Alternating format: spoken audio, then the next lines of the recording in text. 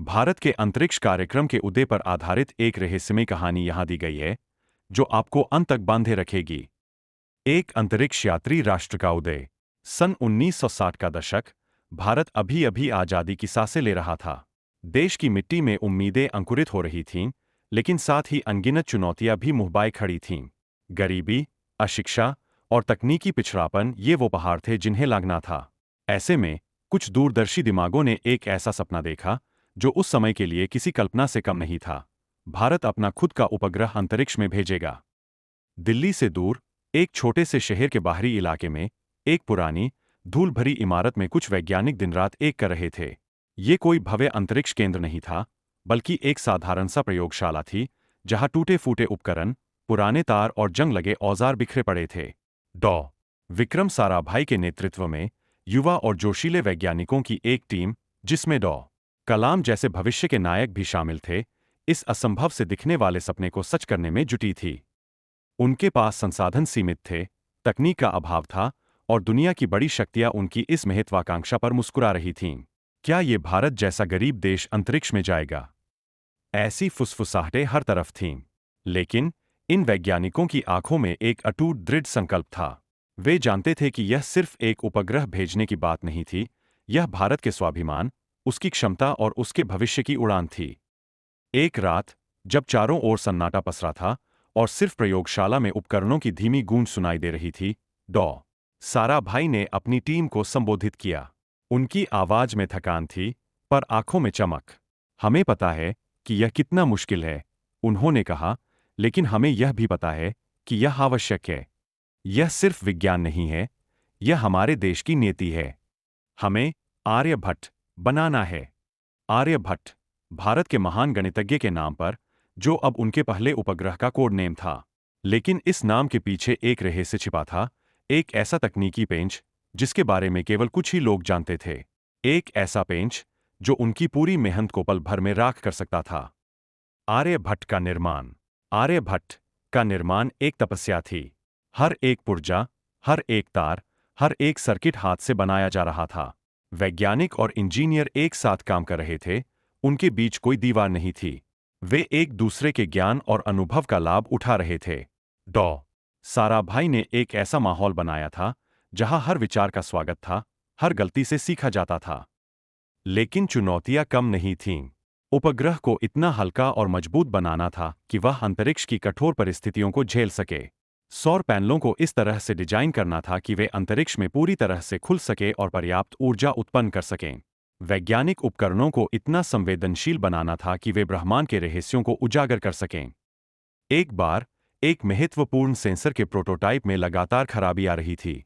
Team ने हफ्तों इस पर काम किया, लेकिन समस्या का समाधान नहीं मिल रहा था। तनाव बढ़ता जा रहा था। डॉ. रवि, जो इलेक्ट्रॉनिक्स टीम के प्रमुख थे, रातों की नींद हराम कर चुके थे। एक रात, जब वे लगभग हार मान चुके थे, उन्हें एक अजीब सा सपना आया। सपने में उन्होंने देखा कि सेंसर का एक छोटा सा कंपोनेंट गलत जगह पर लगा हुआ है। सुबह उठते ही, उन्होंने तुरंत प्रयोगशाला का रुख किया और उस कंपोनेंट की जांच की। आश्चर्यजनक रूप से, सपना सच निकला। एक छोटी सी मानवीय त्रुटि, जो अब तक किसी की नजर में नहीं आई थी, वही सारी समस्या की जड़ थी। इस घटना ने टीम में एक नई ऊर्जा भर दी, लेकिन साथ ही यह एहसास भी कराया कि एक छोटी सी चूक भी कितनी भारी पड़ सकती है। आर्यभट्ट को एक खास तरह के डेटा को इकट्ठा करने के लिए डिजाइन किया गया था, जो उस समय के लिए अत्यंत गोपनीय था। यह डेटा पृथ्वी के वायुमंडल के ऊपरी परतों में होने वाली कुछ असामान्य गतिविधियों से संबंधित था, जिसकी जानकारी केवल कुछ चुनिंदा देशों के पास थी। इस मिशन की सफलता न केवल भारत के वैज्ञानिक कौशल को साबित करती, बल्कि उसे भूराजनीतिक मानचित्र पर एक नई पहचान भी दिलाती। जैसे जैसे आर्यभट्ट आकार ले रहा था, एक और चिंता वैज्ञानिकों को सता रही थी। सोवियत संघ ने प्रक्षेपण यान प्रदान करने की पेशकश की थी, जो उस समय भारत के पास नहीं था। यह एक बड़ी राहत थी, लेकिन साथ ही एक गहरा रहस्य भी। सोवियत संघ ने इस मदद के बदले में क्या मांगा था? क्या उनकी कोई छिपी हुई शर्त थी? डॉ. साराभाई और उनकी टीम को यह पता था कि यह समझौता एक दोधारी तलवार थी। उन्हें सोवियत तकनीक पर भरोसा करना था, लेकिन साथ ही यह सुनिश्चित भी करना था कि आर्यभट्ट का डेटा और उसकी कार्यप्रणाली पूरी तरह से भारत के नियंत्रण में रहे। अंतिम परीक्षणों के दौरान एक और अप्रत्याशित घटना घटी। उपग्रह के संचार मॉड्यूल में एक अजीब सी गड़बड़ी आने लगी। सिग्नल कभी कभी अचानक गायब हो जाता था और फिर कुछ देर बाद वापस आ जाता था। यह एक गंभीर समस्या थी, क्योंकि अंतरिक्ष में उपग्रह से संपर्क टूटना मिशन की विफलता का सीधा संकेत था। टीम ने हर संभव प्रयास किया, लेकिन समस्या का मूल कारण पकड़ में नहीं आ रहा था। लॉन्च की तारीख करीब आ रही थी और हर बीतता पल तनाव बढ़ा रहा था। डॉ. साराभाई ने एक आपातकालीन बैठक बुलाई। उनकी आंखों में चिंता थी, लेकिन चेहरे पर दृढ़ता। हमें इसका समाधान खोजना ही होगा, उन्होंने कहा, चाहे कुछ भी हो जाए। प्रक्षेपण का दिन और उसके बाद। प्रक्षेपण का दिन आ गया। 19 अप्रैल 1975। पूरा देश सांस से थामे बैठा था। आंध्र प्रदेश के श्रीहरिकोटा से नहीं, बल्कि सोवियत संघ के कपुस्टिन यार कॉस्मोद्रोम से आर्यभट्ट को प्रक्षेपित किया जाना था। भारत के वैज्ञानिकों की टीम सोवियत वैज्ञानिकों के साथ मिलकर काम कर रही थी। माहौल में अजीब सी खामोशी थी, जिसे सिर्फ काउंटडाउन की आवाज तोड़ रही थी। 10, 9, 8। हर दिल की धड़कन तेज हो रही थी। वैज्ञानिकों के माथे पर पसीना था। उन्होंने अपनी पूरी जिंदगी इस पल के लिए समर्पित कर दी थी। 7, 6, 5। अचानक कंट्रोल रूम में एक अलार्म बजा। एक छोटी सी चेतावनी लाइट चमकने लगी। संचार मॉड्यूल में वही पुरानी गड़बड़ी। डॉ. रवि और उनकी टीम की सांसें अटक गईं। सोवियत इंजीनियरों ने घबराहट में एक दूसरे की तरफ देखा। क्या लॉन्च रोकना पड़ेगा? 4, 3, 2। डॉ. साराभाई ने एक पल के लिए अपनी आंखें बंद कीं। उन्हें अपने वैज्ञानिकों पर पूरा भरोसा था। उन्होंने सोवियत लॉन्च डायरेक्टर की तरफ देखा और सिर हिलाया, जारी रखो। 1, 0। एक जबरदस्त गर्जना के साथ रॉकेट ने आग पकड़ी और धीरे धीरे आसमान की ओर बढ़ने लगा। जमीन कांप उठी।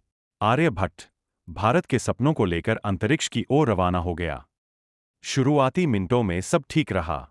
रॉकेट ने अपनी गति पकड़ी और आर्यभट्ट को सफलतापूर्वक उसकी कक्षा में स्थापित कर दिया गया। कंट्रोल रूम में तालियों की गड़गड़ाहट गूंज उठी।